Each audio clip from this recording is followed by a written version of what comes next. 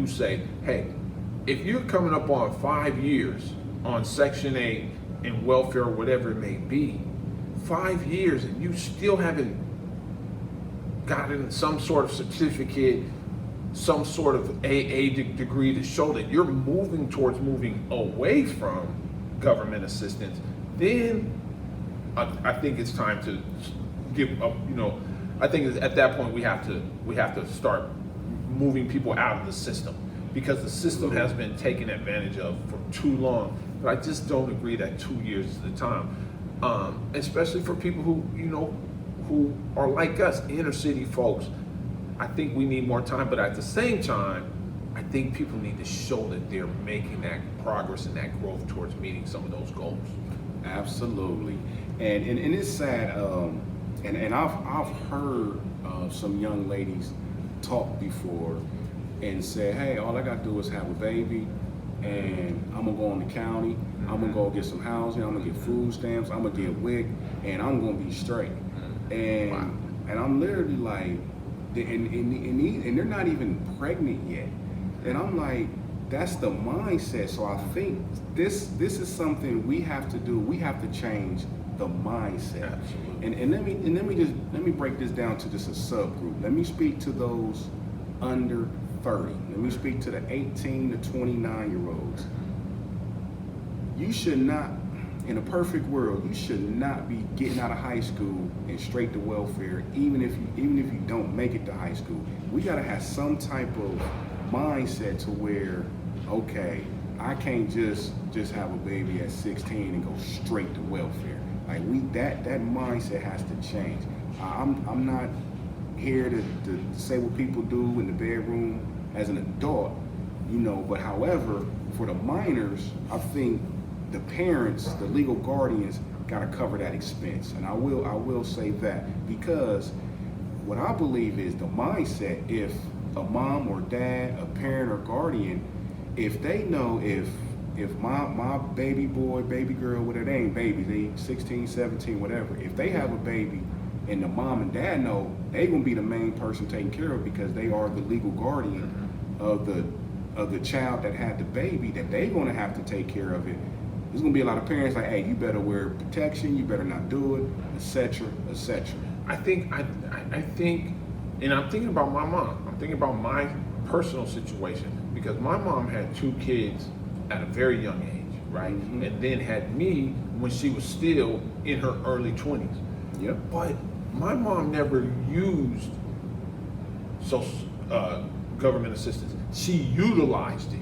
Yep. She didn't use it. She didn't depend on it. She didn't lay on it for the next 20 years of her life to help her raise her kids. My mom utilized those resources until it was time for her to, until she was able to get a job and get herself off of the system, right? I think there's a difference between using the system, right, and utilizing, right? Because when you're utilizing, you're still trying to be self-sufficient. When you're using, you're just saying, hey, you know what I'm saying? Maybe I'll have me another kid and collect another $700-800 per kid. And at that point in time, we're using the system and not necessarily, utilizing it to help us move forward. And that's what breaks down the system. And we've seen that. I've seen that in California. And I'm just gonna say it.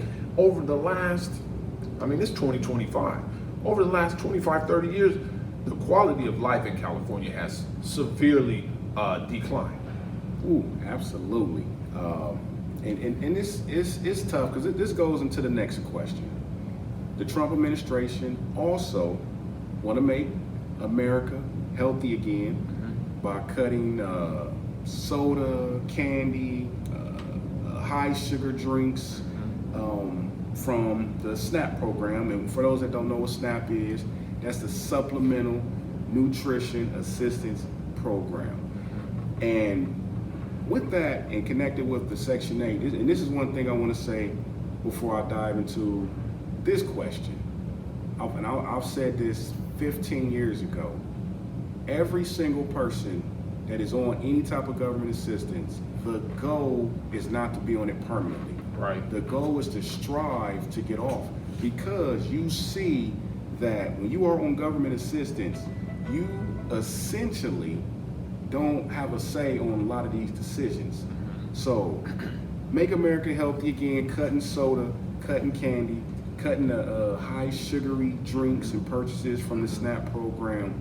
And you know what, I'm gonna be honest with you. I had to think about this and I had to do a little research. Because I never in my life thought about telling somebody what to buy at the grocery store with their money or SNAP money or whatever. I never say, hey Sean, you go to the store and make sure you don't buy no chicken because I'm a vegetarian or something. Mm-hmm. You know, that's never crossed my mind. Mm-hmm. But after I thought about it and talking about what's going on in schools, we both work at schools. Mm-hmm. And one thing about the child nutrition we always talk about, we want healthy foods. A lot of schools already took out the soda machines for the kids. You know, staff lounge, we may have one there for us. Right here in California, they already want to eliminate, they want to ban hot Cheetos. And so I get that. And then I thought about it. The SNAP program is supplemental nutrition assistance. And so when you think about that, I said, you know what? Let me see what nutrition is. So what I did was, what did I do? I went and Googled nutrition. I know what nutrition is. I just wanted to go into a defined definition. And it's the process of which living organisms acquire and utilize food to support life, growth, and health. So when you think about life, growth, and health, you think about, if someone needs food, I mean, and this is still tough, and they don't get a Skittle, and we're trying to get a pack of Skittles, you start to think about that's not really a need.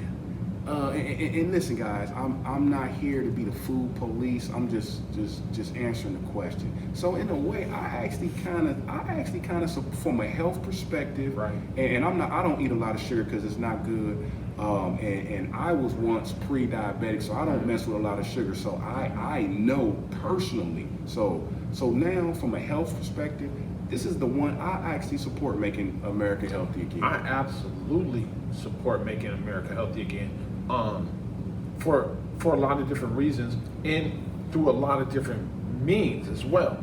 Number one, and you touched on it, right? We work in the school system, so we see the overweight children.